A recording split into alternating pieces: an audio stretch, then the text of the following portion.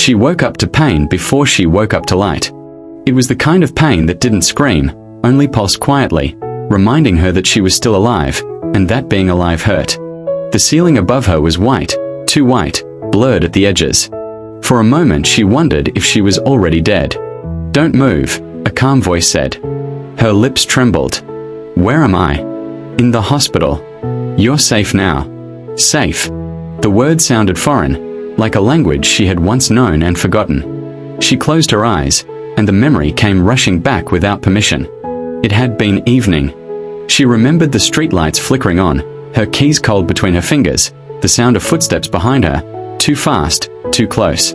"Hey, wait," a man's voice had said. She had turned. That was the mistake. She remembered the sudden shove, the ground rushing up to meet her, the sharp taste of blood in her mouth. "No, please," she had whispered then, her voice breaking. "Take my bag. Just take it." "Shut up," the voice had answered. Now, in the hospital bed, her hands began to shake. She pressed them against her chest, as if she could hold her heart still. "I thought I was going to die," she said aloud, her voice hoarse. "I really thought this is it." A woman sat beside her bed, a nurse, maybe. "You didn't," she said gently. "You fought. You survived." Survived. The word landed heavily. Later that night, when the room was quiet and the machines hummed softly, she was alone with her thoughts. Her body ached, but it was nothing compared to the storm inside her head. "Why me?" she thought. "I did everything right. I wasn't careless. I wasn't stupid." Her throat tightened. "I was just walking home." Tears slid silently into her hair. "I was so scared," she whispered to the empty room. "I begged him." I could hear my own voice shaking, and I hated how weak I sounded. Her phone buzzed softly on the table. A message from her sister. "I'm coming. Don't be afraid anymore. You're not alone." She stared at the words until they blurred.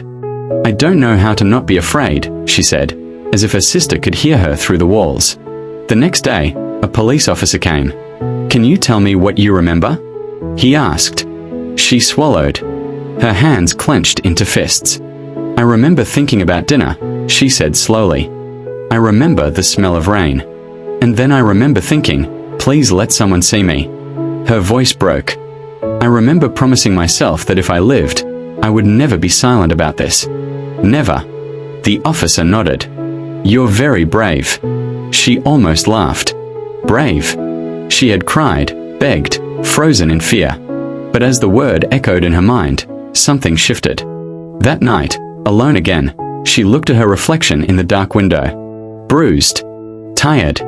Alive. "I'm still here," she said softly, to herself.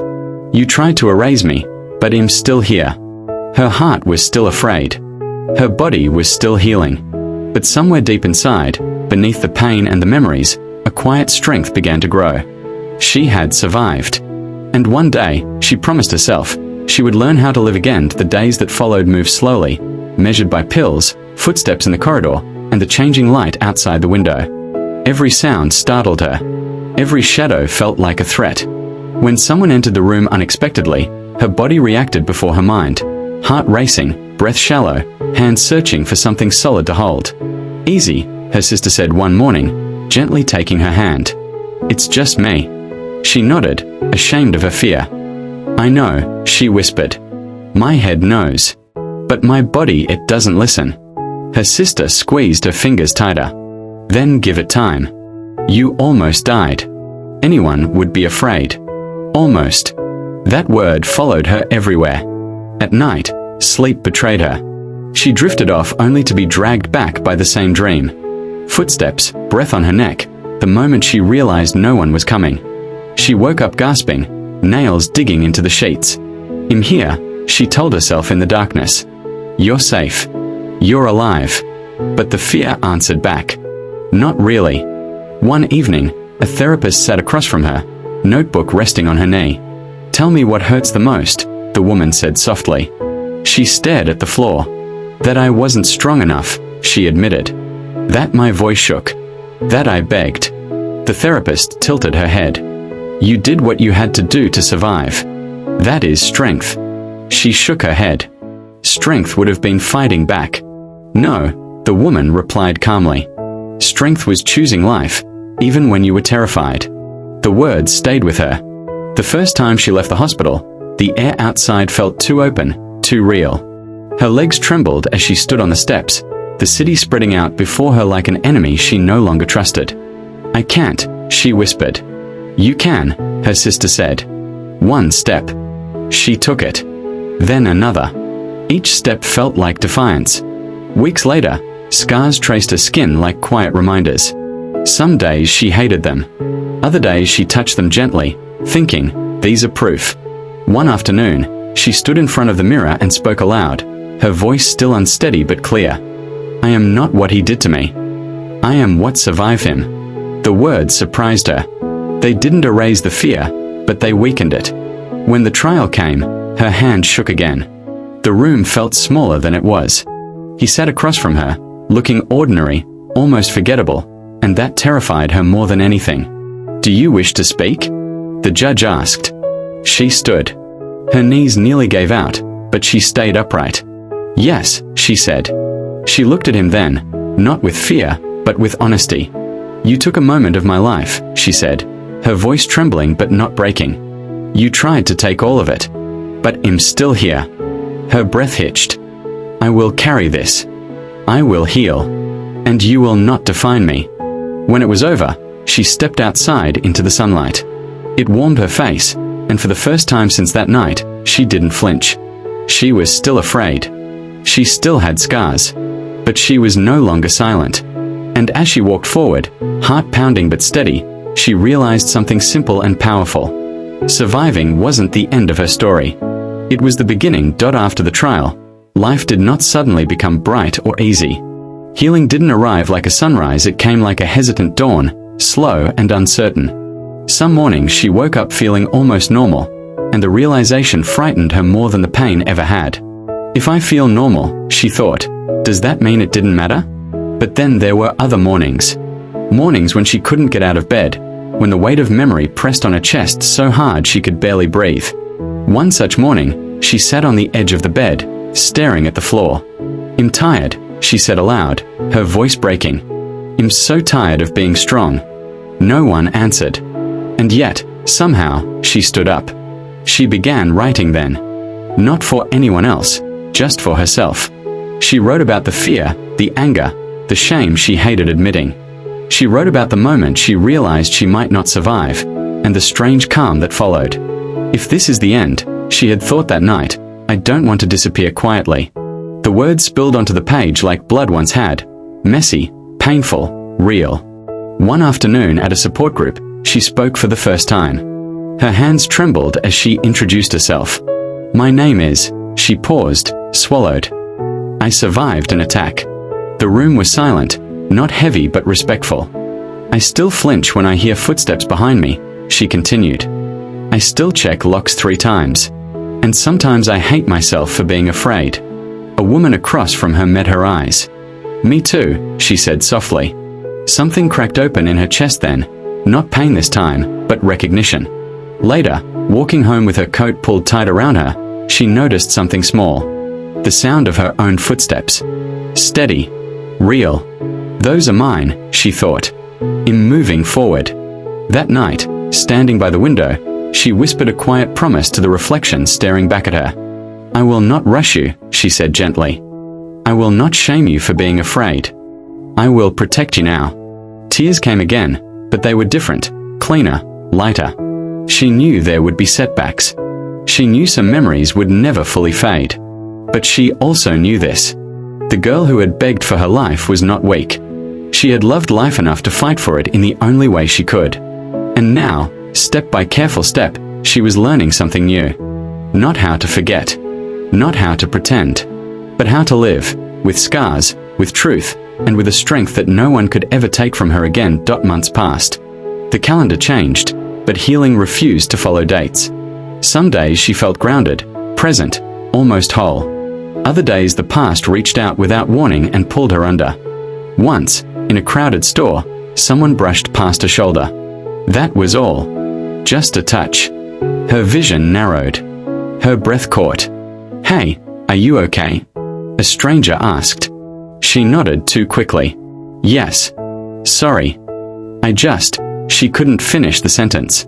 Her hands were shaking again. Outside, she leaned against the cold brick wall and closed her eyes. "Breathe," she told herself. "In. Out.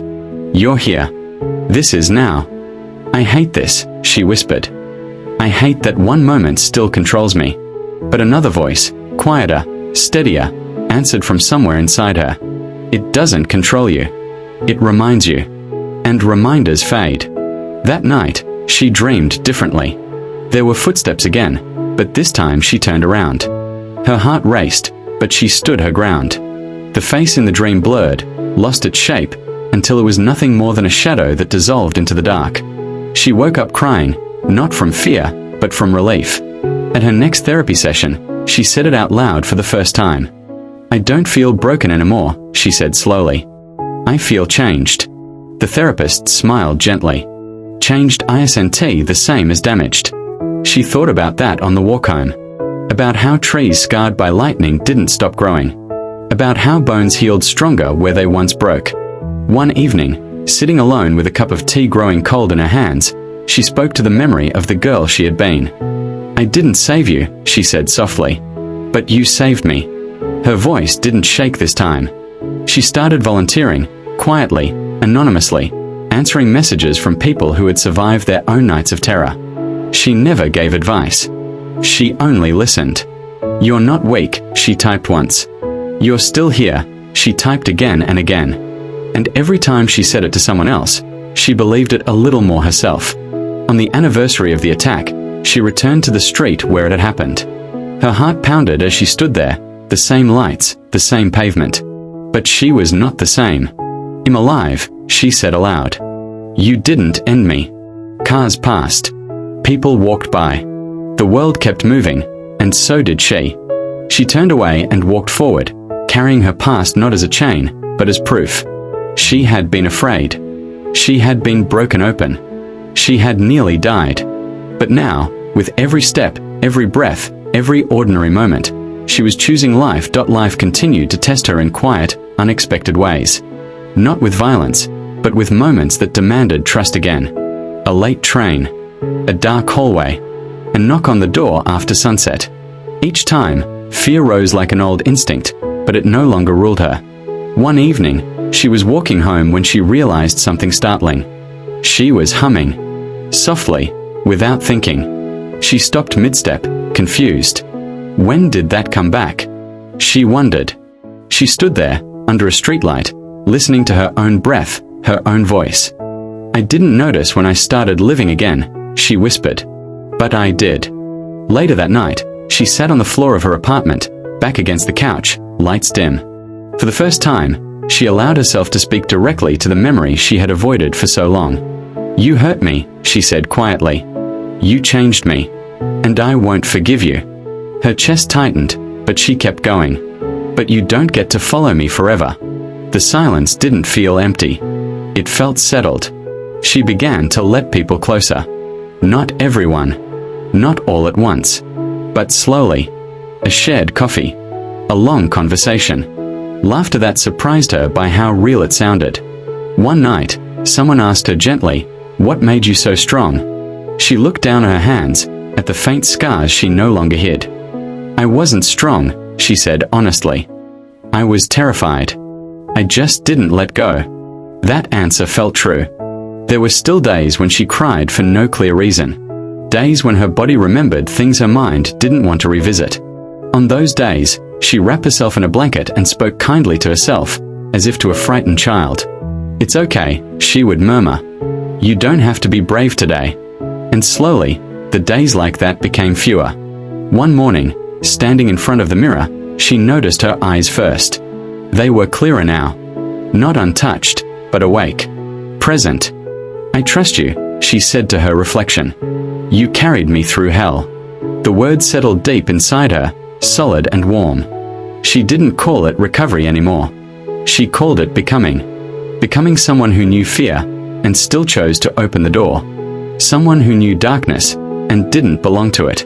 Someone who survived, and learned, patiently, to live without apology. And as she stepped into the day, sunlight brushing her face, she understood something she had never believed before. Her story was no longer about what almost ended her. It was about what she chose, again and again, to begin. Time gave her something unexpected, not forgetting, but distance. The memories no longer lived under her skin every second. They came and went, like weather. She learned to let them pass. One afternoon, she found herself laughing, really laughing, at something small and stupid. The sound startled her so much she covered her mouth. "Oh," she breathed. "That's still here." She sat with the feeling, afraid it might disappear if she moved too quickly. Happiness felt fragile now, like glass. But it was real. There was a night when the power went out in her apartment. Darkness flooded the rooms instantly.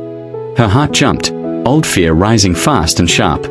"No," she said out loud, firm this time. "Not today." She lit a candle. The flame trembled, then steadied. "So will I," she whispered. She started doing things she once thought were gone forever. Walking with headphones on. Taking unfamiliar routes. Standing still instead of rushing when fear knocked at her chest. Fear still spoke to her, but its voice had changed. "Be careful," it said now, "not run." One evening, writing in her notebook, she stopped mid-sentence and stared at the page. "I'm not waiting for life to happen anymore," she said softly. "I'm in it." She closed the notebook and went outside. The air was cool. Somewhere nearby, someone was playing music. The world felt ordinary, and that felt miraculous. Later, lying in bed, she placed a hand over her heart, feeling it beat.